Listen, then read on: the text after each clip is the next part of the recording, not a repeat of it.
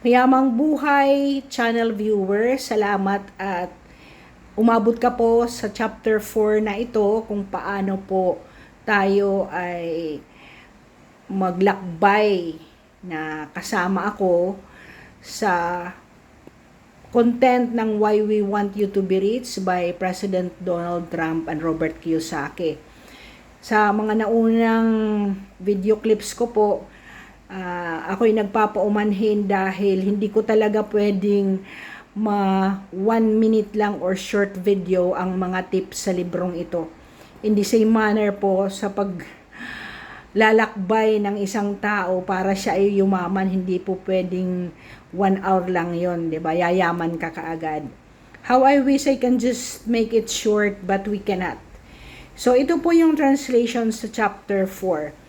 Ang title po ng chapter 4 ng libro ay How to be Rich. Paano po maging mayaman?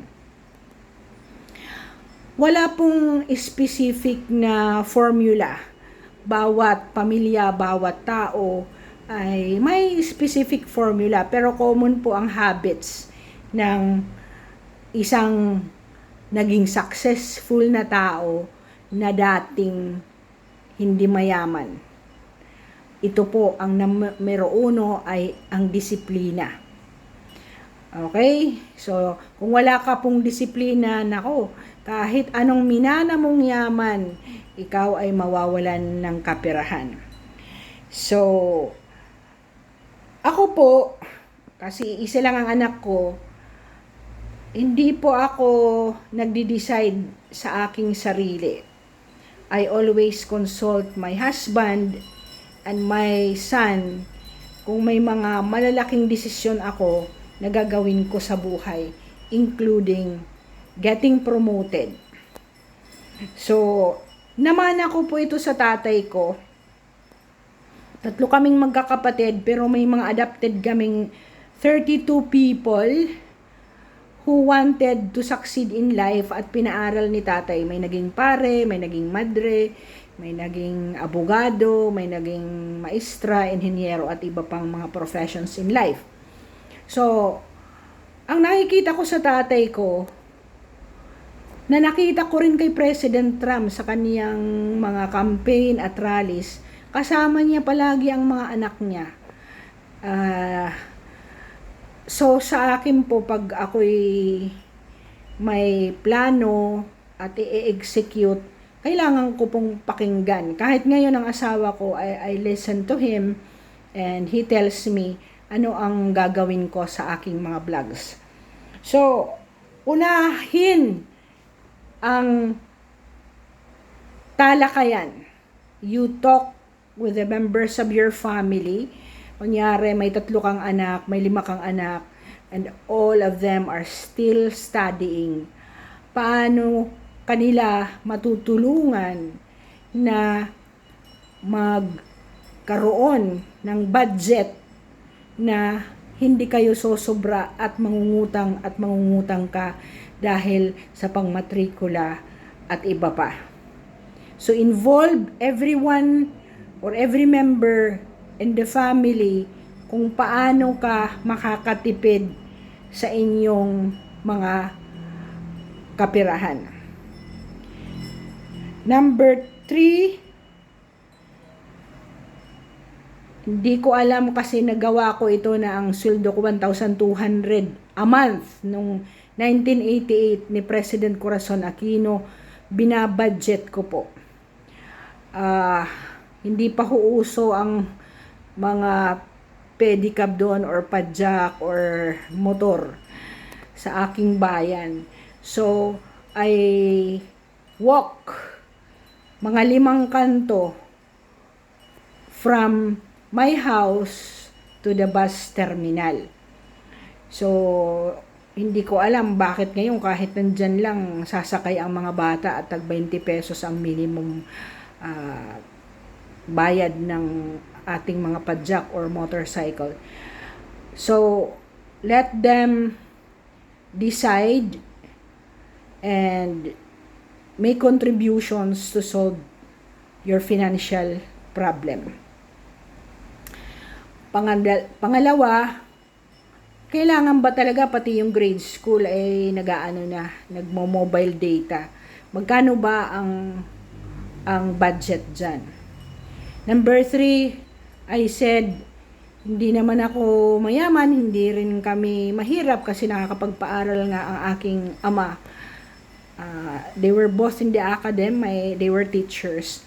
Nakapag-aral po kami ng 32 other people. So, pero hindi ko po nasanayan na even in the college, I would eat snack. Kung may snack man ako, dala ko na galing sa bahay. Alright? So, I was not ashamed. I don't know. But really, because of that state, I was very angry na palaging ganon. Kaya sabi ko talaga, ang anak ko ay hindi ko i-raise na ganon. So, that is passion in the first chapter. Ngayon, I exercise savings. Okay? Maliit pa ako, 5 years old, naalala ko yung lola ko, palagi akong may piggy bank. Yung lagayanan ko ay lagayanan ng Johnson na pulbos. So, hindi ako nahirapan nang mabasa ko ang libro ni President Trump, Why We Want You to Be Rich, kasi 20% dapat ang savings mo. Kunyari, may 1,000 a day ka, tanggalin mo yung 200, kalimutan mo yon at ideposito, that is also 1,000 a week na kalimutan mo, ilagay mo sa bangko mo. Huhugutin mo. Do not think about it. So, you still have 800 na maiiwan kung dalawa kayong nagtatrabaho. It is how you will mindfully higpitan mo ang pagsunod ng plano mo na pinansyal. Sa unang segments ko talagang sinabi ko, sana unahin mo munang bayaran lahat ang mga kautangan, and then pag nabayaran mo na, ito na yung second step. Pero from the beginning, I think you need to consult and talk to your children para hindi nila question bakit biglang humigpit ang budget nyo. So sabihin mo, this is temporary and ito yung goals natin. In a year, dapat wala na tayong utang. In a year, dapat hindi ka na nag-uukay-ukay ng damit. Why? Kasi may another 20% ka from your expenses na itatalaan para sa miscellaneous at para sa rest and recreations ng mga anak mo.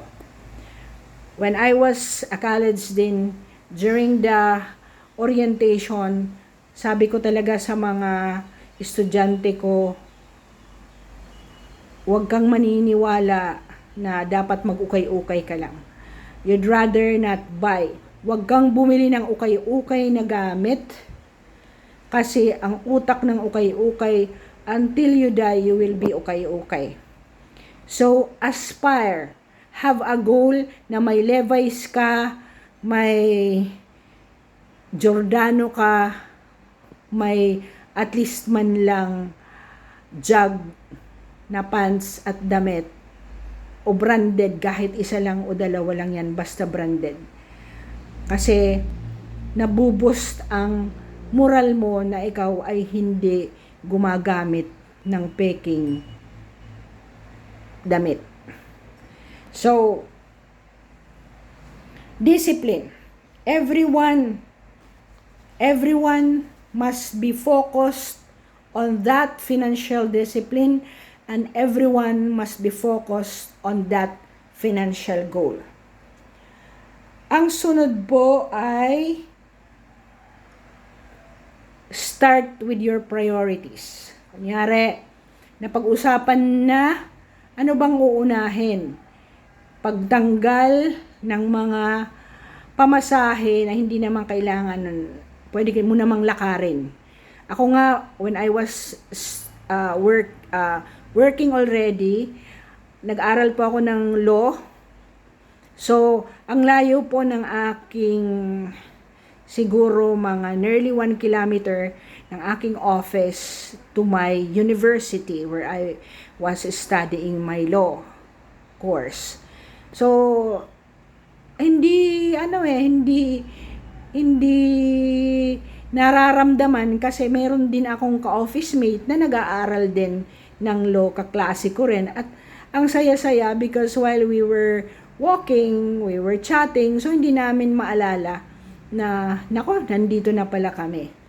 Ganun lang yon. Cut those things na hindi ka naman mamamatay. Halimbawa, ang una mo talaga yung mga bisyo mo. Bisyo mo ba ang magloto? Tanggalin mo yan, hindi mo yan ikamamatay.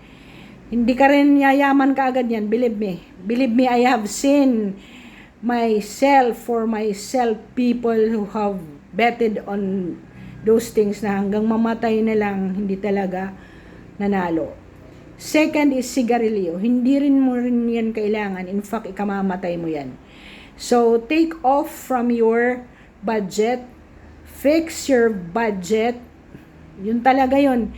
Isara mo ang utang muna and then you can move on with your life. Kung meron mang may sakit na kailangan ng medical attention, maybe you can go to PCSO, to government services, paano mabibigyan ng medical intervention at the time.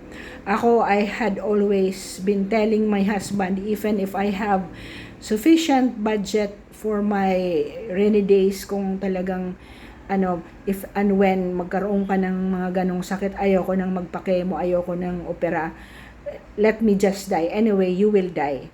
Yun lang ang aking philosophy in life. Huwag mong masyadong gawin ang mga bagay na hindi naman yan aayos ng pangangatawan mo. So, uulitin ko in summary, discipline is the number 1 habit of a rich person. Number 2 is consult your family and involve them in your goals. Number 3 is strict. Mahigpit na pagsunod ng mga plano mo kung anong gusto mo sa buhay para ikaw ay lumago. At pang-apat, ikaw ay magsubaybay at ang membro ng pamilya mo subaybayan kung may significant na impact. Do a sit-down meeting with your children once a week and then enjoy it with house-made cooking. At tanungin mo ang mga anak mo, ilan ang natipid nating budget for the week. Si nanay, if she's the one taking care of the budget. At sana si nanay hindi rin pasaway na yun ang umuuna pa sa mga pagpapakita sa mga anak na bibilhin kahit hindi dapat bilhin. Lalo na pag wala siyang trabaho. Women like me, even if your partner, your spouse is earning well, dapat meron ka talagang source of income na sarili mo. Kasi in kaso magkasakit yan sila, ikaw ay mabubuhay pa rin at mabubuhay mo ang pamilya. So, for that, as I mentioned in English, be disciplined, consult all members, involve each members to monitor the progress of your plan, flex if you can, i-adapt mo ano ang pwede talaga. Pag hindi talaga ikamamatay mo yan, tanggalin mo yan. Okay? And then, improve each plan and celebrate kung may meron kayong mga dapat i-celebrate. Again, I would always have ended my upload with saying, mag-subscribe po kayo, pero nasa sa inyo na po yun. Kahit naman gustong-gusto ko, marami akong subscriber. Kasi kung mag-subscribe ka and follow, mag-prompt po ang aking mga bagong video sa wall mo.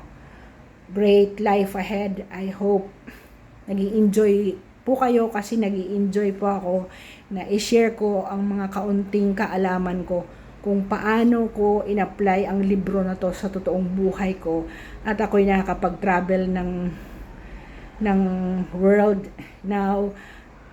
Wala po akong sakit kasi in-apply ko po na unahin po ang health natin sa ating pagiging mayaman. God bless everyone.